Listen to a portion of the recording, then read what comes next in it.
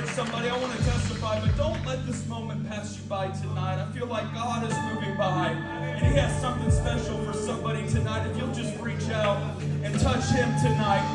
I want to testify to you. I wasn't born and raised in an apostolic church. Matter of fact, I wasn't raised going to church at all. And my mom from a young age had married a man that was addicted to drugs, heroin, meth. He was a drug dealer. There was one morning that I was crawling on the floor. I was about 2 years old. She said it was about 2 inches near his heroin needle. And she picked me up and walked me out of that house, and I've never seen my father since. Never met him. Don't know who he is. She married a second man that was physically and verbally abusive to myself, my sister, and my mother, and so much so that he threatened if my mom were to ever leave him, that he would kill her. And so my mom got the courage to leave him. Thank the Lord.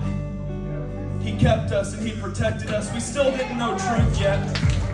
I married a third, just happened to be going to an apostolic church.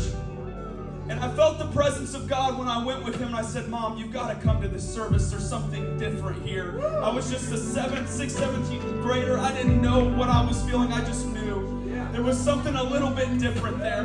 And so we began to come back, and there was one evening I remember in particular. We were having a revival service on a Tuesday night, kind of like tonight, an off-night service. And I walked up to the front, and these elders had asked me, would you want to pray tonight? And I said, I don't know. And they said, why don't you just come down and pray and let God touch you? And so I came down, and I remember I was standing right over there in that area, and I walked into that sanctuary with all kinds of hurt, all kinds of pain from my past, bitterness and hate. Harboring, I buried myself in sports to try to cover up the pain and fill the hole inside of me. But as I begin to lift those hands, I begin to feel the presence of God sweep over me. And the Lord began to fill me with the gift of the Holy Ghost, with the evidence of speaking in other tongues. And as I begin to feel His presence come on me, that bitterness, that shame, that hurt just begin to fall at His feet. And I'm telling you tonight that I'm a changed man as a 7th grader.